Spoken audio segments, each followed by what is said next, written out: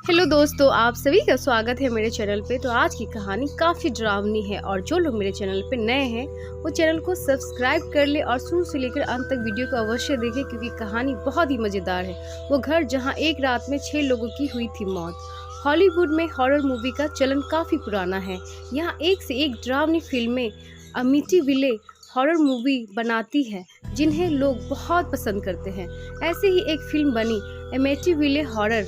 ये फिल्म एक घर पर बनी थी जिसे भूतिया माना जाता है और ये अमेरिका में है।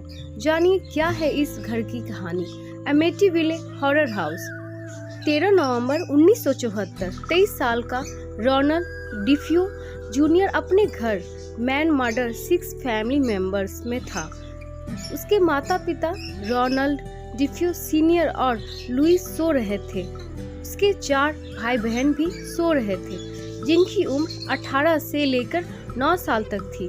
अचानक रोनाल्ड को अपने कानों में अजीबोगरीब आवाज़ सुनाई देने लगी। वो आवाज़ें उसे कुछ कह रही थी, कुछ इतना भयानक कि रोनाल्ड को समझ नहीं आ रहा था कि वो क्या करे। अंत में उसने उन आवाज़ों की बात मान ली। उसने एक बंदूक ली और रात के 3:15 बजे परिवार के 6 लोगों को मौत की घाट उतार दिया। एक ही रात में 6 लोगों की मौत से सनसनी फैल गई। पर इसके बाद इस घर में जो हुआ वो इतना डरावना अनुभव था कि यहाँ रहने वाला हर व्यक्ति भागने पर मजबूर हो गया। हॉलीवुड में हॉरर फिल्मों का चलन काफी पुराना है। यहाँ एक से एक डरावनी फिल्में अमिटीविले हॉरर मूवीज बनाती है जिन्हें लोग बहुत पसंद करते हैं। ऐसी ही एक फिल्म बनी अमिटीविले हॉरर। पहली फिल्म साल 1979 में बनी और उसके बाद साल 2070 तक कुल 17 फिल्में अमिटीविले हॉरर पर बन गई। पर सवाल ये उठता है कि आखिर अमिटीविले हॉरर है क्या।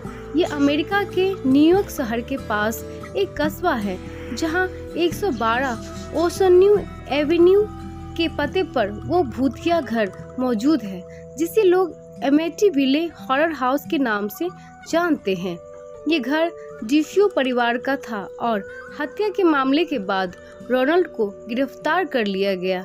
उसने कोर्ट में यही बताया कि उसे कुछ आवाजें सुनाई दी जिस वजह से उसने हत्या की। पर कोर्ट में ये साबित हो गया कि शख्स ड्रग्स लेता था और उस रात उसने परिवार को सोच समझकर मौत के घाट उतार दिया। रोनाल्ड को 25 साल कैद की सजा हुई और साल 2021 में जेल के अंदर ही उसकी मौत भी हो गई। रोनाल्ड की मौत के बाद 2021 में जेल के अंदर ही हुई थी। घर में घटी डरावनी घटनाएं पर रोनाल्ड के जेल जाने और लुटूस परिवार के यहाँ शिफ्ट होने के बाद डरावनी चीजें यहाँ शुरू हुई। जॉर्ज और कैथी लुटूस ने इस घर को दिसंबर 1975 में 66 लाख रुपए में खरीद लिया, पर उन्हें सिर्फ 28 दिनों में ही घर छोड़कर भागना पड़ा। उन्हें घर में ऐसी चीजें महसूस हुई जो डरावनेपन की हद को भी पार कर रही थी। घर की छत से हरे रंग का कोई पदार्थ टपकता था।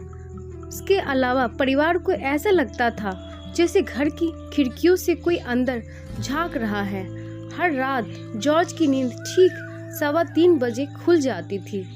जिस वक्त परिवार की हत्या की गई थी, सबसे खौफनाक मंजर जॉर्ज ने तब देखा जब वो एक रात उठा और बगल में सो रही पत्नी का शरीर हवा में टंगा मिला। वो हवा में उड़ रही थी और फिर अपने पास नीचे आ गई। सिर्फ 28 दिनों में लुटूस परिवार ने घर को खाली कर दिया। साल 1977 में जो एंसन ने द एमिटीविले हॉरर नाम से बुक लिखी और सबसे पहले साल 1979 में उसी बुक पर एक फिल्म बनाई गई। बुक और फिल्म दोनों ही सुपरहिट साबित हुई। कई लोग खरीद चुके हैं घर। एंसन ने परिवार का इंटरव्यू लिया जिसके बाद बुक लिखी थी, पर जॉर्ज के एक सौतेले बेटे क्रिस्टोफर ने दावा किया कि डरावनी घटनाएं घटी थी, पर कई चीजें उसके सौतेले पिता ने बढ़ा चढ़ाकर बताई है। जॉर्ज पर यह भी आरोप लगा कि वो ये सब कहानियाँ मीडिया को बताकर पैसे कमाना चाहता था और शराब के नशे में उसने एंसन को ये कहानी सुनाई थी। घर के लिए नया खरीदार खोजने में काफ़ी दिक्कत हुई और कुछ वक्त तक वो बंद रहा। फिर जेम्स और बारबर क्रोमाट्री ने घर को खरीद लिया और उसका पता 112 ओशंस एवेन्यू से बदलकर 108 करवा दिया, जिससे आगे चलकर लोग उसे वही भूतिया घर ना समझे। करीब 10 साल घर में रहने के बाद उसे 1987 में पीटर और जिन ओ'नील को बेच दिया गया। उन्होंने 1997 में 2 करोड़ रुपए में उस घर को ब्रियान विल्सन को बेच दिया और फिर 2017 में घर को 5 करोड़ रुपए में बेच दिया गया। आज भी ये हॉरर हाउस के नाम से फेमस है। दोस्तों, आप सभी को मेरा ये कहानी कैसा लगा प्लीज़ मुझे कमेंट करके बताएं और अपने दोस्तों के बीच कहानी को शेयर करें। आप किस तरह की कहानी को देखना सुनना पसंद करते हैं मुझे प्लीज़ कमेंट करके बताएं। मैं आपके लिए अवश्य वो कहानी लेकर आऊँगी। मिलते हैं एक ड्रामनी कहानी के साथ। Thank you for watching.